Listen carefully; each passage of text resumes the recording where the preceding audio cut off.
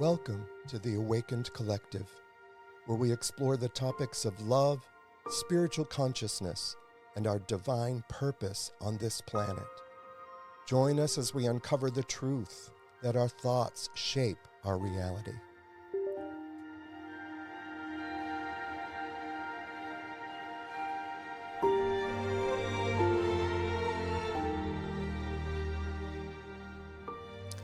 Welcome to the Awakened Collective. I'm Rick Gregory, and it is a pleasure to be with you today. It has been a minute. Thank you for joining us. I appreciate it. We are, and I say this every time we get together, but we are all divine extensions of our Creator's love on this planet. By whatever name you choose to call your Creator, we have never been separated from our Creator. How do you get separated from that which you come from? How do we get rid of the DNA of our ancestry? We do not. We are always connected with our source. We can call that source love. And we have never been separated from one another. We are always connected, always have been, always will be. And if you're like me, and you like analogies, I love analogies. It really helps me to wrap my arms around a concept, but I like this analogy. If we look at it as if we are in an ocean, and that ocean is our source, that ocean is love, and we rise up from that ocean as a wave. And we can look around us and see all the different waves in their different shapes and sizes. And we think of that wave rising up out of that source as our time on this planet in form. Because we are actually spiritual beings having a human experience. So we rise up from our source, from love, as individual waves. And we gather experience on this planet, we evolve, we grow spiritually, and there comes a time, I think it's predetermined, and perhaps we even chose it, but there comes a time when our specific wave goes back to its source and goes back to love.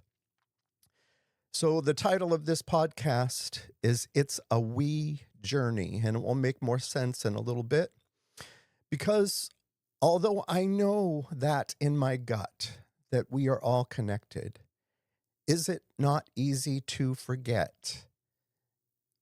I know that I've had some experience over the past couple of months that I'm going to share with you, but I also, like you, deal with the human condition.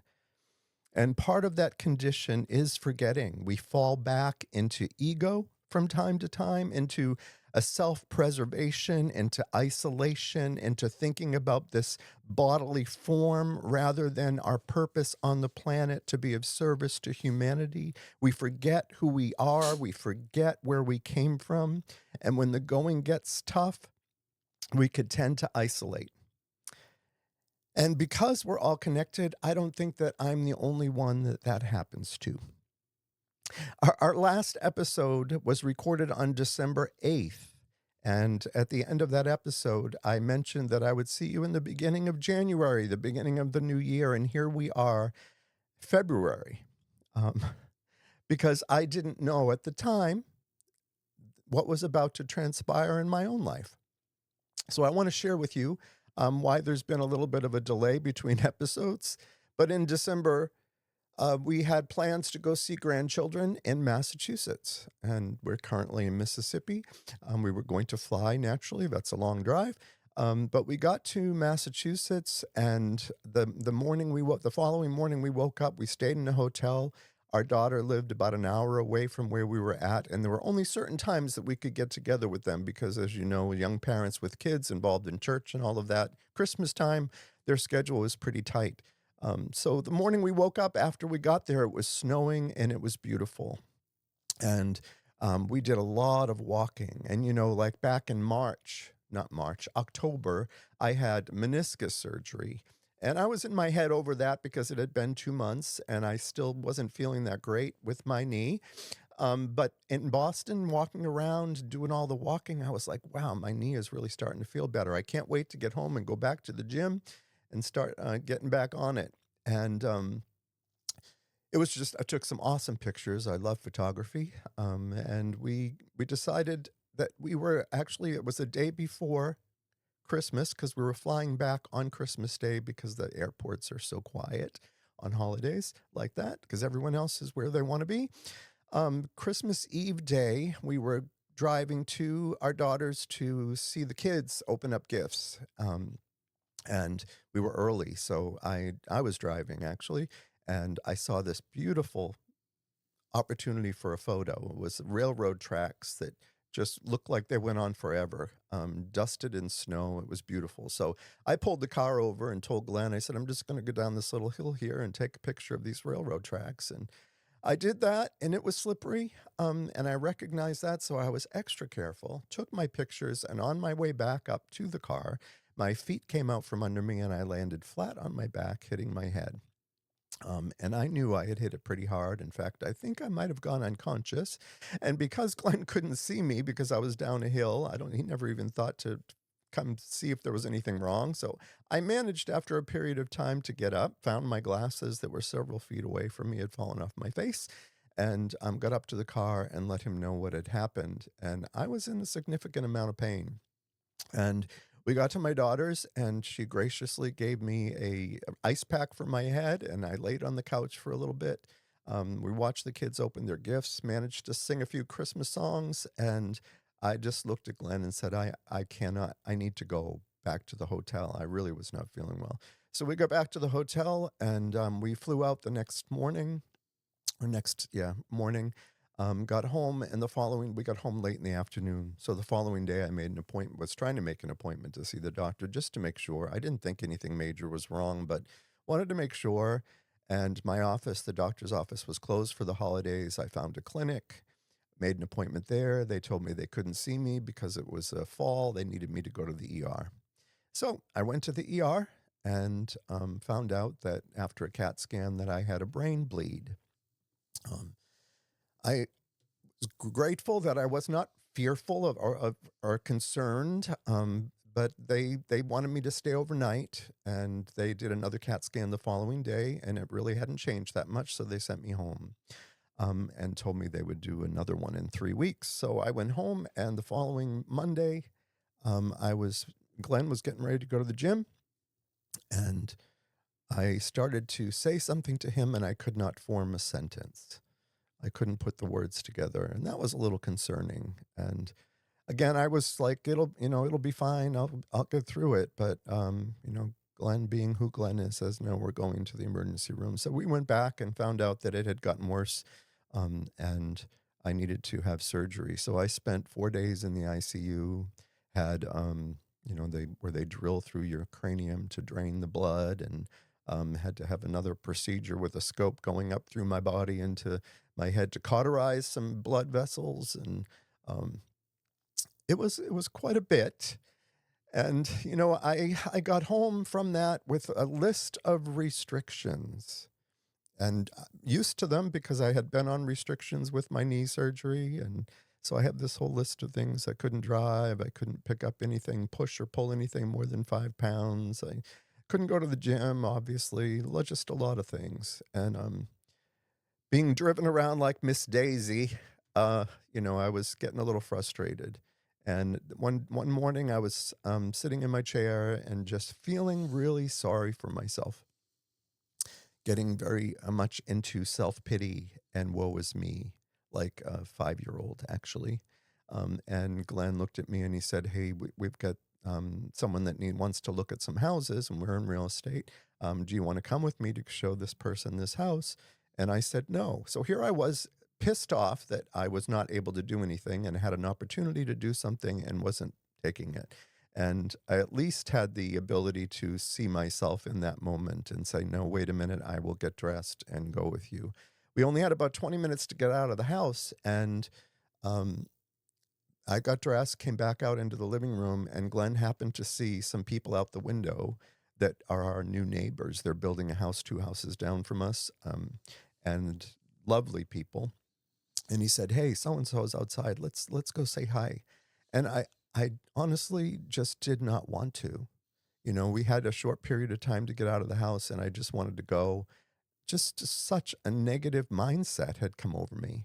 And then I'm like, you know what? That's foolish. They are lovely people. Let's go say hi. So I went out to say hi. And the gentleman started talking about a heart procedure he had just had. And seeing the scar on my head, which is covered up by my headphones, he he asked about me, and I told him what was going on with me. And he looked at me and said, I know people that has happened to. Do you realize what a miracle it is that you are standing here talking to me? And in that moment, everything shifted. In that moment, I woke up to my self-pity. I woke up to the woe is me syndrome. And I recognized that everything that happens in my life, and I know this, but in that moment, I had forgotten it. Everything that happens in my life, that I get to choose how I see it. Anyone else that was in the situation I was in, or I'm certain that many people who were in the situation I was in, were grateful to be alive. And I was pissed off that I couldn't drive my car. How freaking silly is that? But it took this gentleman who I hardly know, someone, almost a stranger, saying what he said that changed everything for me in that moment. And that's why we've titled this podcast, It's a We Journey, because we need one another. And if we could look at ourselves in situations like that and ask, or see that it's pretend, let's use the word pretend that it's happening to someone else, what would we say to that person? Because when we look inside and we think of, we get out of our own heads and we see ourselves as someone else in this situation, and we can immediately begin to think of what we would tell that person to encourage them, to help them get out of their heads. And that comes from our gut. That comes from our source when we're helping someone else.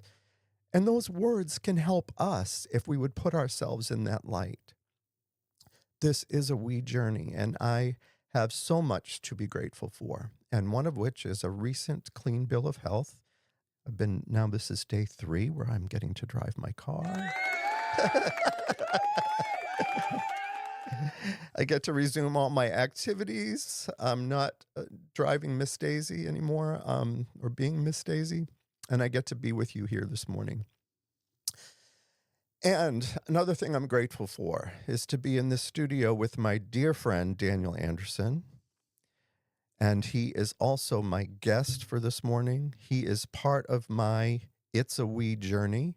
So I thank you, Daniel, for the gift that you are to me and to the world, for your encouragement for me and so many. And I want to tell you, and I did this looking at your pictures, but I wanted to write it down so that I didn't get it wrong. The blessings I see in you are love, kindness, light, passion, tenderness, determination, vulnerability, and freaking fearlessness. And I'm so grateful to call you my friend. So welcome to your own studio. Thank you. Thank you for having me. And let me just say before I completely turn it over to you to hear your experience, if you've been listening to my podcast or watching the videos on social media, you know that I went through a life-changing 5-weekend emotional intelligence workshop in Austin, Texas, called Ascension Leadership Academy in the summer of 2024, last summer. And this is where you do a deep dive into your shadows, looking at your self-limiting, self-sabotaging beliefs and where they come from, all that's holding you back.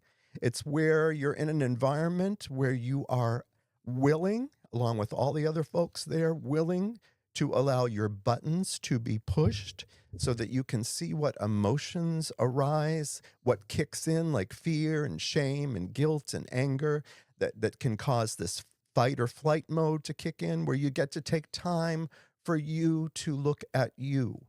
How often do we get to do that?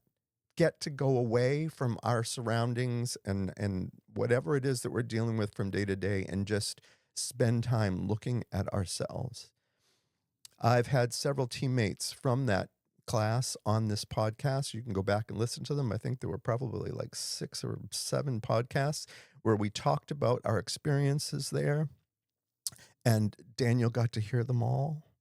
And I so wanted you, Daniel, to go, and I knew what an impact it would have on your life and the work that you do.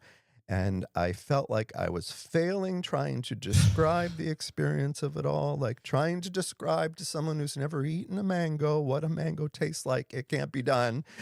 And I am just forever grateful that you said yes and that Glenn and I could join you for your level 2 graduation last week. Yes. So tell us, what was your experience? What did you learn? Just tell us anything you want to tell us. Oh man, where do I start? Okay, yes, I did. I produced all of your episodes with Heather and the others that were part of ALA. And I'm just going to be gut level honest, man. I don't know how else to do this, but the constant positive feedback that I was hearing from you and from these other people, and then having you mention it and then researching online and seeing all the things about Ascension Leadership Academy, I had this tremendous respect for you prior to you even talking about Ascension Leadership Academy. And I started doubting. My nerds were coming. How can someone be, this seems fishy. This seems really fishy. Like he's got to be getting something out of this. And there's not a lot there. There's some wonderful things on the internet about Ascension, and then there's some other things with people that haven't gone through it yet.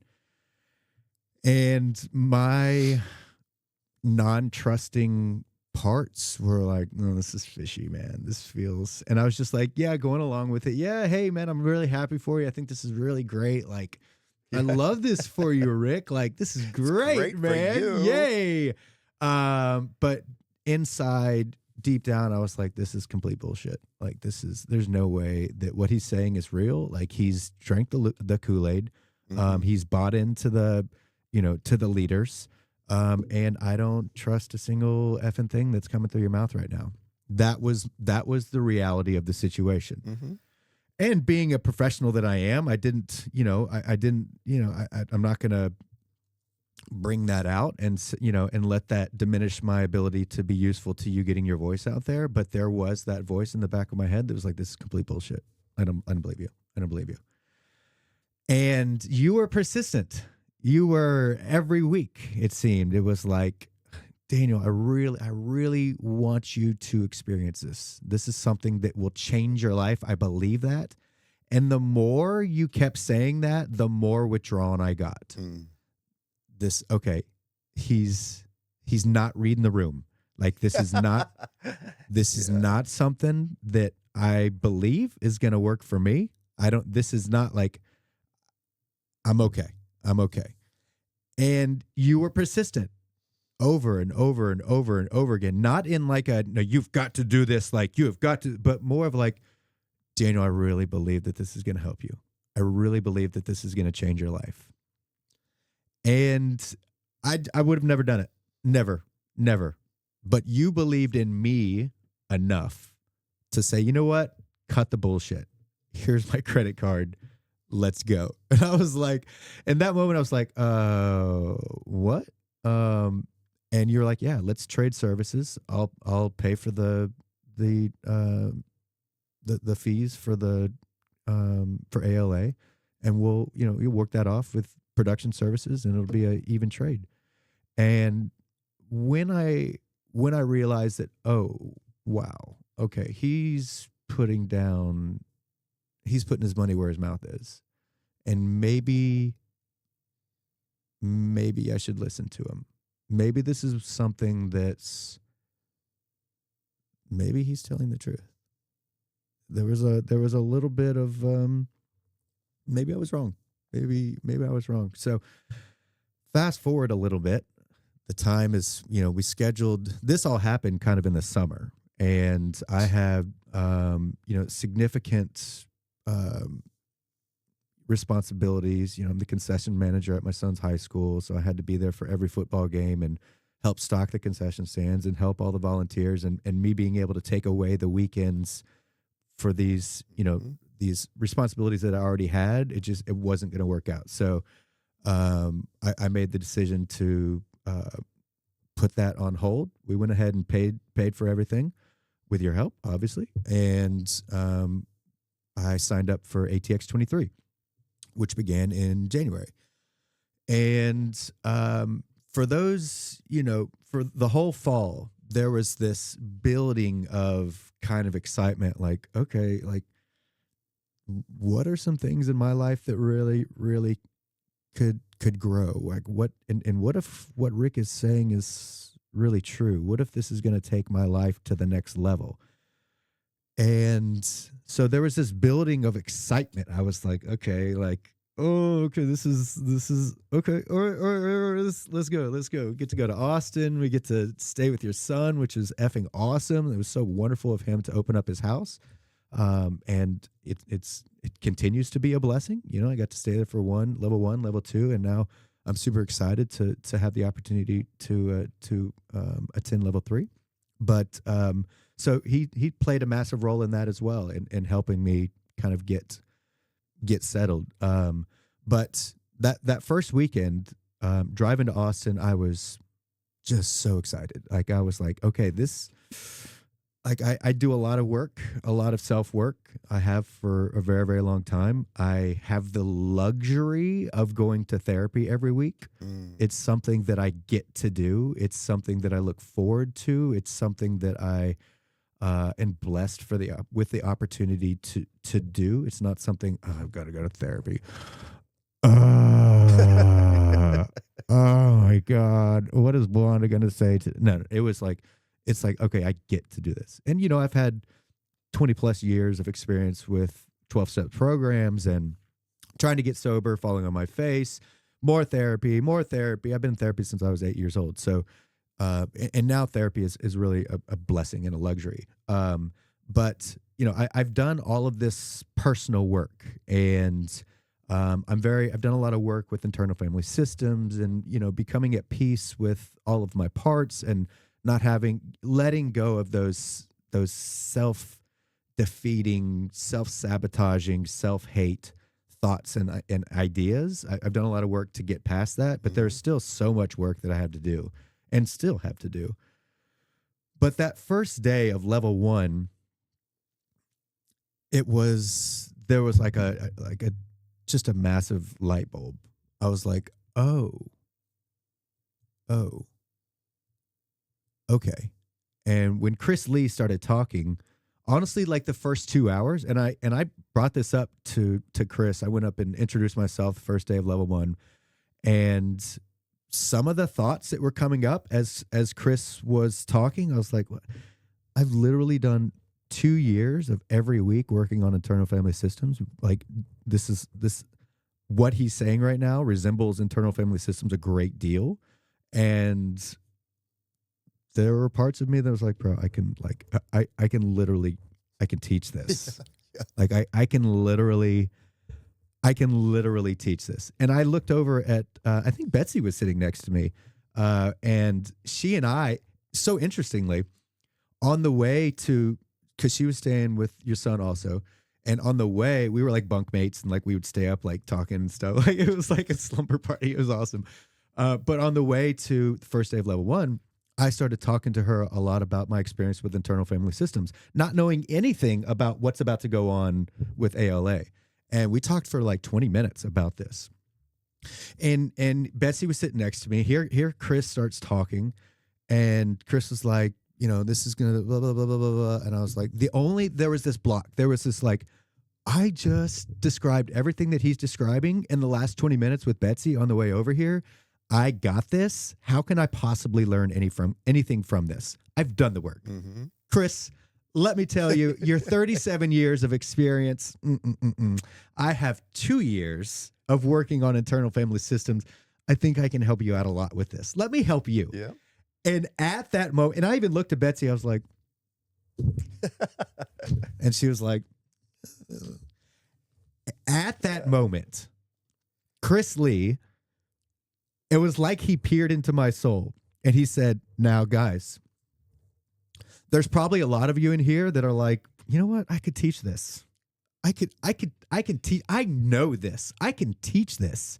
And I was like, holy shit.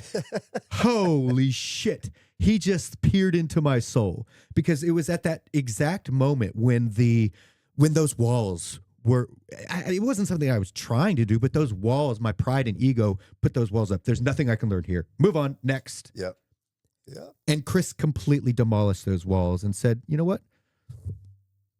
There are some of you that could probably teach this. And, but I encourage you, this is what he said, I encourage you to keep an open mind. I encourage you to keep an open heart throughout this process.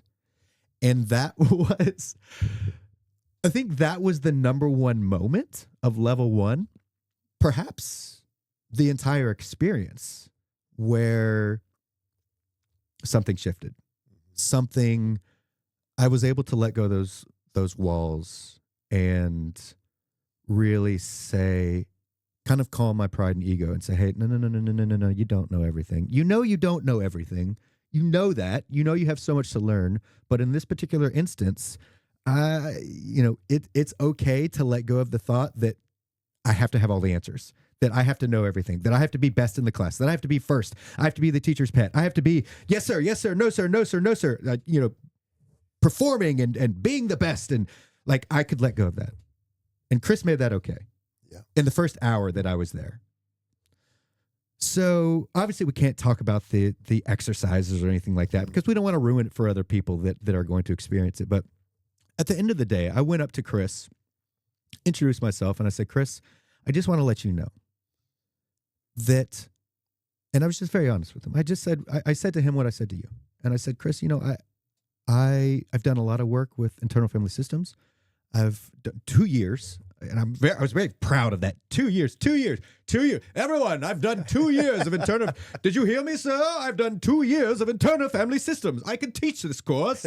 Like, that was like my, like, and I told him, and I was like, I've been sober for almost 4 years. I've done a lot of work with therapists, and I said, you completely dismantled everything that I thought that I knew within that first hour with that one line that you said, with that one sentence that you said. You may think that you could probably teach this, and you might be able to, but I encourage you to keep an open mind. And that's something that I had not. It's not something that. So we talked for a few minutes, and he said, I love you. And he gave me a hug, and he said, and that was the beginning of level 1. That was the opening up the doors of, Daniel, let's let that pride, let's let that ego, let's calm that voice that is wanting to say, I have 2 years of internal family systems, everyone. Don't you love me? Aren't I beautiful and incredible and smart? Like, I was just like, okay, no, let's sit down. Take a seat.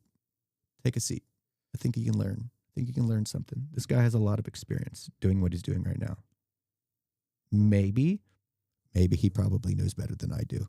So why not sit down and do the work, and let's get to this. I don't know if him saying that right at the exact time that he did, and I can't help but believe that what do you believe, the universe or God, whatever. For me, it's God, but you believe whatever you want, whatever you believe, universe, God, something, whatever's bigger than you. If it had he not said that literally less than 30 seconds after I had that thought and looked at Betsy, I was like, I got this. During the break, I'll go and I'll teach you everything I know about this, and we can leave. We can go get some nice food. Had he not said that at that exact time, I wouldn't have been receptive to anything else that was happening. Reflecting on that right now, it's pretty profound. Mm-hmm. It's actually, when you mention that, because Jenna and her shares, Jenna and Brad Ballard, who are the founders of this, Jenna went to an emotional intelligence workshop with Chris before she started all of this, and had the same thought. She's like, I could teach this, and she shares about that. Yeah. So that's pretty profound. Yeah. So I'm super grateful for to Chris for him having that knowledge. And what So, and again, we can't talk about the specifics of or I don't want to talk about the specifics of the exercises, but I can speak about my experience. And my experience was I had all of these walls. I had this Napoleon complex. Like, I'm better than you, but also I'm worse than you. And how could you possibly love me? Because I don't love myself. But how do you not love me? Because everyone should love me. Like, there was just this, like, there were so many walls. That's the only thing I can, so many walls, so many like negative voices in my head. And we, throughout level 1 and level 2, well, level 1, we systematically dismantled every single one of those walls. Yes. Yep. I didn't have the ability to hide, because the way that it's set up, you can't hide. You can't hide behind, oh, I'm a podcast producer. I've had 2 years of internal family systems. 2 years. Yeah. No, you can't hide. You can try. But that bullshit doesn't fly. Yeah. And that's exactly what I need. I don't learn unless I hit a wall. And ALA provided a very, very structured wall. That's why they call it a container. Yes. So here I was, just like, I won't say stuck, because that has a negative connotation. I was locked in because I didn't want to quit. I don't want to be a quitter, but I was also terrified of what was about to come out, and these fears and the sadness from childhood experiences and from adult experiences, and the shame that I had experienced through being a literal wrecking ball throughout my active addiction, and just causing so much harm to those around me, and just not being a good person. Man, I was not a good person in active addiction. I wanted you to believe I was, and I would do things for you to situate you to where when I needed something, I could tap into you. This is an asset I have. Come on, let me. Remember how I was so nice to you back there? I need something from you now. That's what it was all about. So ALA provided an opportunity to dismantle, a systematic dismantling of everything that I thought that I knew about myself. And I was forced, my feet were held to the fire with a group of my peers that I had never met before.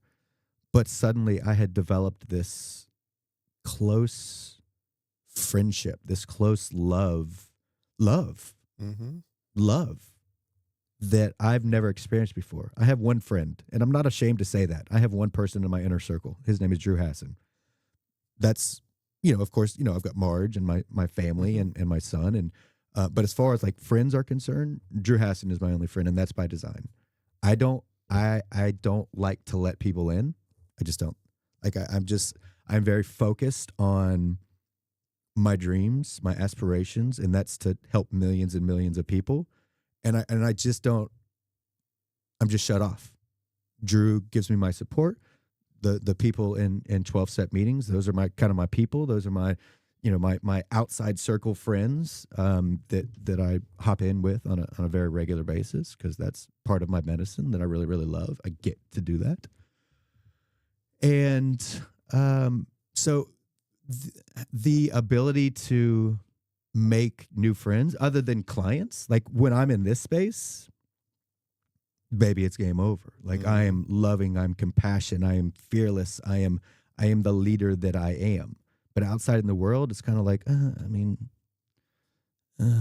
happy for you. Like, let me get back to my studio. Let me keep working on my dreams. So being forced to having the opportunity to be in this group of strangers, and then through doing this personal introspective work, being able to form bonds with these people, it allowed me to dismantle that and really let down those walls of being shut off from other people and being open to allowing other people to be vulnerable around me. Not only that, but allowing me to be vulnerable with other people in a way that I had never done before, because I was never safe to do that. It was never safe for me. If I was vulnerable with someone, I was either overly vulnerable, like in active addiction, and like telling everyone every secret and like everything that was going on, because I wanted I wanted love for you. I wanted sympathy, to just completely being shut off. And I was able to create these bonds with these people. And ultimately, at the end of level 2, I was going around at the graduation. I was going around the room giving just massive hugs to everyone that I was in the group with. Mm-hmm. The other 54 people that were in there, going and giving them a hug, smiling and saying, I love you, and meaning it. I'd never experienced that before. Yeah. When we were there with you, there was a lot of my friends from ATX 19, and just looking at them, my eyes filled up, Yeah. and, Jorge and Heather and Joe and Rohan and Rohan's mom, Pretty. Yes. And the joy I love in Pretty. seeing, people's parents coming in and From man, all over the country. yeah, it was, and just hugging. It was just so real. And when Andrew, my son, invited me, it was the same. I had the same feelings, the same thoughts, the same. I didn't. Of course, I'm going to go. He's crying. He's telling me he wants our relationship to even get better, and you're not going to say no to your son. So I went, but in my head, I'm thinking, there's more to this than I'm getting. He's getting paid for this. He's getting a kick, he's getting a kickoff or something he's getting from this. And I'm trying to soften that by saying, well, that's fine. Everybody deserves a living. But in my head, I'm thinking this just isn't him loving me. Yeah. And standing on that floor when I graduated, I think it was level 1, and calling Andrew out, I was a basket case, just tears. Asking him to forgive me for thinking that it was more than him just loving me, and I'm going to cry now. And that I thought that there was something in it for him when there was absolutely nothing. I'm sure people listening to this podcast might think that we're doing an advertisement for something, that we're getting something. Believe me, because I was that's the right way there our with you. That's the way our minds work. We go to the default, and just like you said, we can't really talk about these what I consider divinely inspired experiences that you have there, because if someone were to have said to me, I've done a lot of leadership programs, and I remember I've had some horrible memories of when I was like 250 pounds and my teammates had to lift me and put me through this net, and so I've got those things that I will reflect back on and project them into my present and believe that I'm going to have a similar experience. So anything that we describe out of that experience, everyone out there will have a different memory, something else that they will cling on to that will be like, oh my God, that's not for me. And it was nothing like I thought it would be. Yeah. And I was in love with every single person in my group. Yeah. And I mean, honestly, I'm just going to be honest again. I believe you when you say you love everyone and you were able to connect with everyone in that room. When I heard you say that prior to going to ALA, I was like, okay, good for him. Rick is like a very loving guy. Like, okay, wonderful. He loves everyone in the room. That's fantastic. Like, I guarantee you, I'm not going to love everyone in that effing room. Like, Yeah. I'm just not. Good for him. He's a happy-go-lucky guy. I'm not like that. There's no. Fast forward a little bit to level 2 graduation, and I can safely say that I'm the same way. That I loved everyone in there because I was in there when we were all going through the fire. Yeah. We were all in there together. There was no one that was half in. Everybody was all in. Yeah. So that's another thing. Like I believe you. Like, and I also might believe that you're like me, that like before that experience, you're like, I mean, I can love most people, but there's some people I really don't, I don't want you in my space. But now, like having gone through that experience and having gone through the experience that I went with ATX 23 and the other 54 people in that room, I loved everyone in that room, and I still do, and that's something that, and it does like I don't want. I felt like you were trying to sell me something. Mm-hmm. I felt like you were a rainbow vacuum salesman, and you had this really cool product that you came and displayed at my house, and I signed the dotted line and had to pay, $100 a month for the next 18 years for this piece of crap. Like, and I didn't.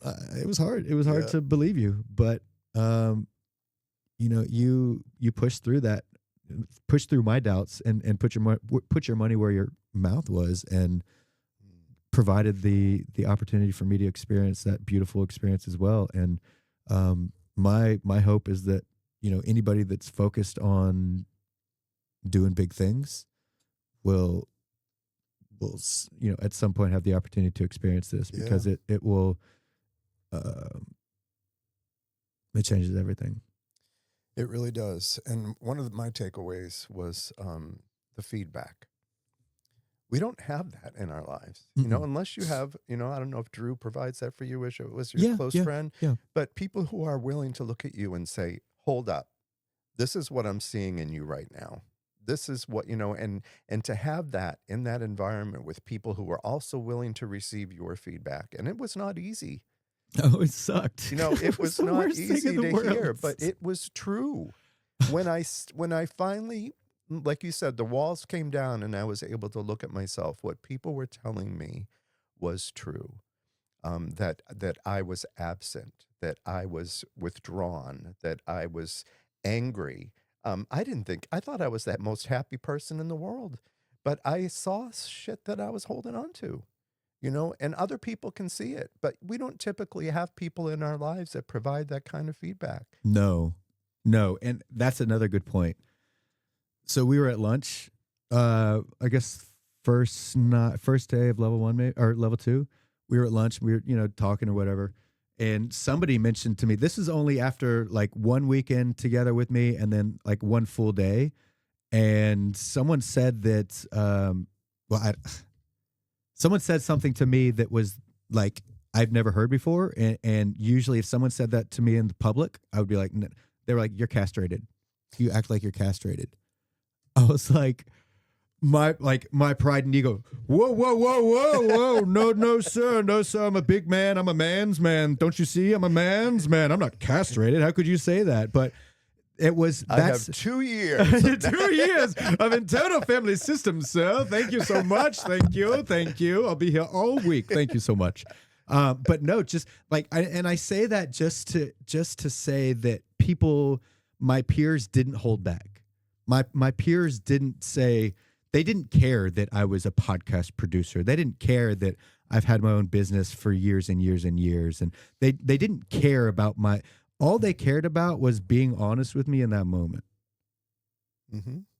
And that was something that I've never experienced before. And me knowing that those things that they're saying, they're not coming out of, oh, I'm gonna stick it to Daniel. I'm gonna tell him he's castrated. Like, wait till I see the reaction on his face. No, it was like, I love you, and this is what I see. Mm-hmm. And being in a group of people that our fears of being honest have been set aside, and we can get gut level honest with each other and share our experience with the good, the bad, and with everyone within this understanding that this is from love. This is not to make you, this is not to belittle you. This is like, there was nobody smiling when these things were said. Right. This is, oh yeah, you're castrated. Yeah. No, this was like, I love you and this is what I see. Yep. And I love you. Yep. And there were lots of other things that I didn't want to hear. A lot of things that the positive things were difficult for me to hear as well, which I didn't, that wasn't surprising for me because that's very difficult for me. But the real feedback that I got from this, I can't imagine that any seminar or experience, like I don't know how it could be more profound than what I experienced. Mm-hmm. Like it checked all the boxes. It disarmed, it built up, it provided love, it provided support. Like I can't imagine that there's anything else like this in the world. It's hard to. Yeah. I was thinking too that, what made it, made me identify it as love is that right from the get-go, we all knew that if we saw something in someone else, we also had it. Right. Just like in the program. If Yeah. you You spot it, you smelt got it. You dealt it. Yeah. And, not only, and it may be that you've already worked through it and that you're not dealing with it right now, but you're familiar with it because you've gone through it as well. So there was that camaraderie of knowing that it wasn't an attack, like you said, because people were aware of that. Mm-hmm. And mention what you said about, I don't know if Andrew said it, about the program and how I was trying to describe this to you initially as, it's steps like 4 and 5 if you're working the 12 steps, and it's like on, whatever, drugs, it's on, Yeah. it's just adrenaline rush. I mean, it just is so much in such a short period of time. And Andrew said what? All right, so yeah, so he said something was his top level was 72, but I'm going to go with 752. So for me, this is my own personal life experience. Now, if you're not an alcoholic or addict, then just remove the first 12 steps. But for me, the 12 steps of the 12 steps, out of respect for the program, I won't, but the 12 steps that I've been intimately involved with, they handle steps 1 through 12 of how to live a beautiful life, how to get sober and how to live a beautiful life. ALA is steps 13 through 752. Now, step 1 to 752, if I don't do, again, this is for me, if I don't do step 1 completely and admit that I'm powerless over drugs and alcohol, if I don't take that step, then every other step collapses. If I don't do steps 1 through 12 every day and work with other people and do a 10th step for me, then it doesn't matter steps 13 through 752. None of that matters at all. Mm-hmm. But steps 1 through 12 taught me how to be able to receive steps 13 through 752. Mm-hmm. And that was something that was massively profound for me when Andrew mentioned that. I mean, that was, oh, I get it. I get that. But it's also important for me to remember, as a person in recovery, that if I set aside steps 1 through 12, it doesn't matter. Mm-hmm. None of that stuff's going to be here. I have to keep my sobriety at the top priority. And then what a blessing that ALA is here to be able to help me grow even more. So yeah, I was really grateful that he said that. And I haven't heard any stories from anyone who felt pressured to go, like you probably did. I did a little bit, yeah. And you had a captive audience in here. and Glenn, who didn't want to go. Yeah. He said he was going to get a shirt that said, "I do not want to be here." And to hear, and yet myself knowing, because I had not seen anyone who was in that same spot, feeling like their spouse or whatever was dragging them there. On the other side, so grateful for the change that took place and for going, so that was just, that was a little bit rough for me because I was going through this program and wanting Glenn to go, who had all the same thoughts that we had initially. It's a cult, it's for money, it's, all of those things. And still pushing through was rough initially. But seeing him today and seeing that he gets what it brought tears to my eyes when he came and thanked me for not giving up. And yeah, that you shared that. I think it was that photo of that moment. Maybe it was at graduation with you and Andrew, and like we shared that on one of the podcasts. Yes, I think it was when Andrew was here. And that's a like, I remember that like I remember the looks on his face, and just like I really latched onto that. Mm-hmm. And that's a photo that I'll probably always remember. I have a hard time with people's names. I have a hard time like remembering like numbers and things like that. But that photo is something that I'll always remember because of the pure emotion that was displayed in that photo. Yeah. The emotion is what I connect with as well that causes me to remember things. I'm also not good with names. Yeah. So, well, I really thank you, Danny, for being here, being my friend, and for sharing what you got out of your experience. It Absolutely. was really awesome being there to see you go through that and to get to see some of my old friends and I may see you again when you're level 3. Who knows? Oh, absolutely, absolutely. Well, I appreciate you having me here, and again, I appreciate you for stepping up and believing in me. So I'm grateful. I do believe in you, and Thank it's you. not because of that 2 years of. Everybody, 2 years of internal family systems. Thank you so much. That's funny. Well, folks, if you are interested in hearing more about Ascension Leadership Academy, understanding now that there is nothing in this for us other than to share our experience with you because we found it to be life-changing. You can comment on this video on Facebook. You can reach out to Daniel at daniel@audioalchemy.com. You can always reach out to me on my website, if Daniel will put that up. Absolutely. There are links to all my social media out there, email.